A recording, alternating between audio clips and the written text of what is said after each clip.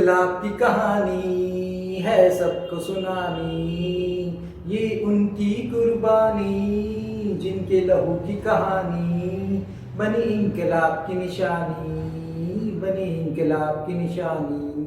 भगत सिंह की जवानी, उधम सिंह की कहानी है सबको बतानी, है सबको सुनानी। तो आओ सुनाऊं तुम्हें एक कहानी जो है एक सदी पुरानी, एक सदी पुरानी। अरे बैसाखी का दिन था वो और जमा थे लोग हजार, जलियांवाला बाग था वो जहाँ थे लोग जमा हजार। कुछ लोग आए थे वहाँ बैसाखी मनाने को और कुछ लोग जमा थे वहाँ इनकलाब के नारों की गूंज लगाने को, इनकलाब के नारों की गूंज लगाने को। पर कहाँ था ये मंजूर, पर कहाँ था ये मंजूर उस अंग्रेज मुलाजिम जनरल डायर को कि अंग्रेजी हुकूमत के खिलाफ, कि अंग्रेजी हुकूमत के खिलाफ इनकलाब के नारों की जय जयकार हो।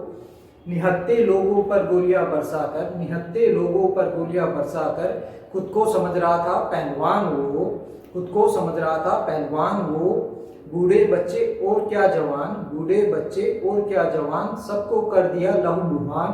और धीरे धीरे उनका लहू मिट्टी में मिलता जा रहा था और ये सोचकर वो खूब इतरा रहा था कि इस मिट्टी को रक्त रंजित कर, इस मिट्टी को रक्त रंजित कर इनकलाब का बीज वहीं उखाड़ दिया। पर उसे कहाँ था मालूम, पर उसे कहाँ था मालूम कि कल एक 11 साल का नन्हा बालक आएगा और इस मिट्टी को संजोकर, और इस मिट्टी को संजोकर एक शीशे की बोतल में ले जाएगा और इसमें इनकलाब का बीज खिलाएगा, और इसमें इनकलाब का बीज खिलाएगा। इनकलाब का बीज विचारों से बोया जाता है, पर इसे सींचा खून और पसीने से जाता है। और ये जो खून तूने बहाया है ये बहुत काम आया है, ये इनकलाब के बीज की पहली सिंचाई है जो खूब रंग लाई है। और इस लहू की कीमत तुझे तब समझ आएगी जब इस मिट्टी पर इनकलाब की एक नई फसल लहलाएगी, और जब इस मिट्टी पर इनकलाब की एक नई फसल लहलाएगी।